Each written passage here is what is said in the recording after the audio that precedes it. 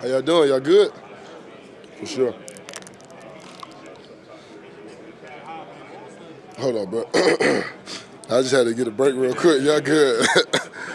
Been talking. Ooh, fourth quarter.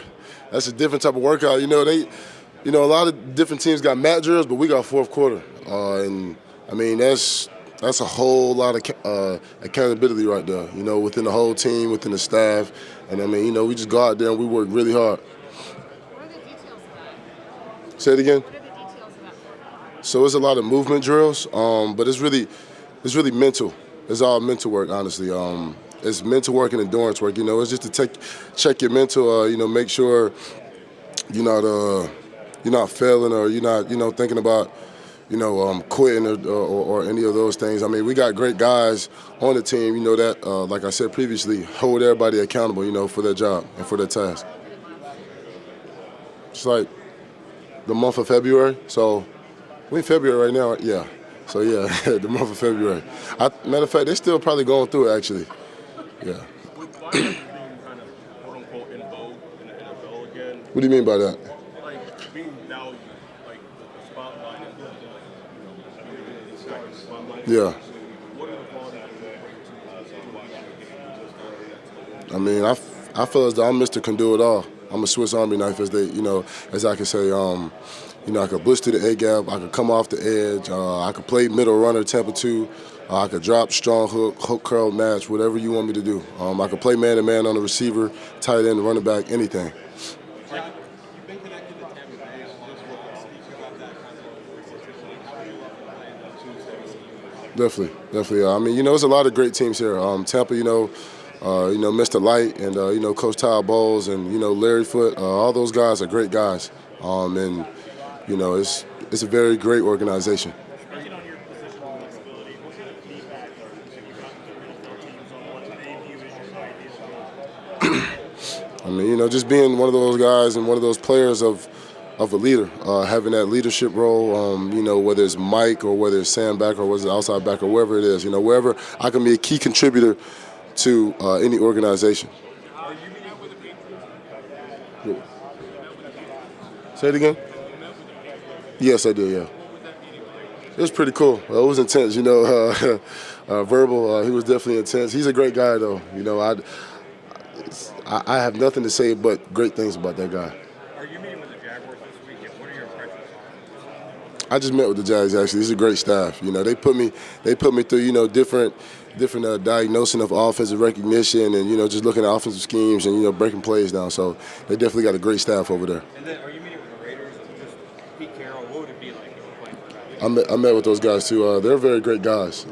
Coach Pete, with the linebackers coach and the DC over there, they hold each other accountable and, they make sure that they get the job done. You mentioned Jason Light and Todd Bowles and Larry Foote. Did you get a chance to meet with them formally this week? Say it again? Did you get a chance to meet formally with Jason Light and Todd Bowles this week at the Bucs?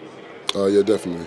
How did that go? And what did they kind of put It was pretty good. Every meeting is really the same. It's all about, I feel like every meeting is all about, expressing myself and telling people who I am and how I am as a person. Not only a football player, but how I am as a person. And I feel as though, not to be big on me, but I'm a genuine person. I'm a genuine guy outside of football. And, I love to do things for the community. Yeah, definitely. Respect right there. I got to give you some love. Respect, definitely. What did you miss about Jersey? Yeah. Being down at Bama? Hey, that's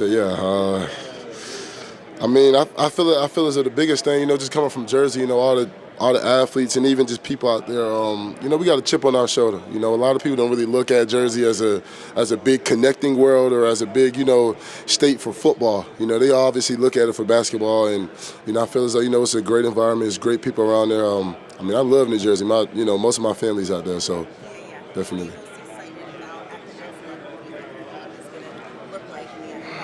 Just learning from the vets. I think that's one of my best abilities. Just having that will to learn, having that will to win, and that drive and that passion for the game that I love, which is football. I really can't wait to meet these guys in the locker room and talk about the playbook and get to it. And outside of the locker room, how do you kind of unwind and take your mind off the game? Yeah.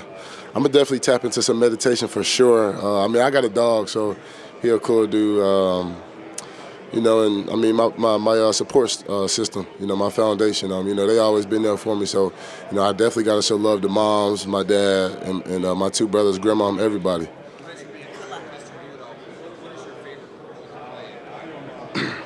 My favorite role might sound a little different, but I love to show my versatility when I'm in coverage playing Tampa 2, middle runner. They think a big guy like me can't cover those guys, you know, going down the field vertically. So I think that's the biggest. That's one of my biggest games. Obviously, rushing the passer for sure.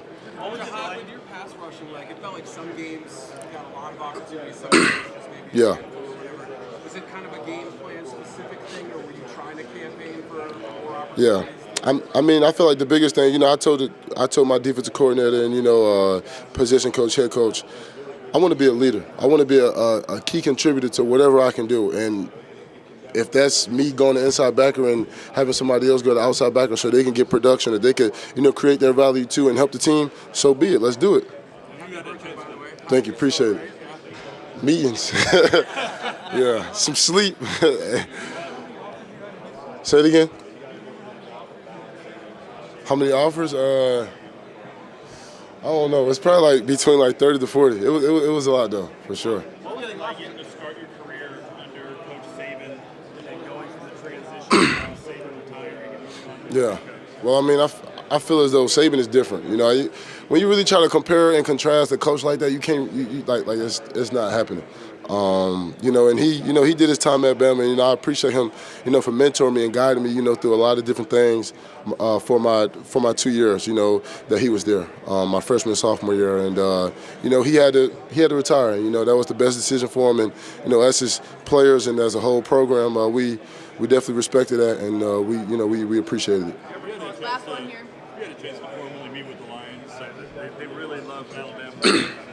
Definitely. Have you had any conversations with any of the Alabama teammates that you may have on? Definitely. Terry Arnold for sure. I mean, you know, just talking about, you know, what they run and, you know, how they run their defense and, you know, what's the standard of their defense, honestly. But the staff is great. You know, Coach Shep, Dan Campbell, I mean, you name it. Like, they are great guys. Getting offered at 16. Say it again? You were like 16 years old getting major program offers. Is that correct? I think I was like 15. Something like that. At that age to keep It's a blessing, but I will say this for the young guys: do not let it get to your head, you know, because you got to stay level-headed, you got to be humble, and you got to, you know, always stay hungry. How did you manage that? Staying hungry, being humble. I mean, that was I just kept the main thing, honestly. All right, thanks, Jihaad. Appreciate it.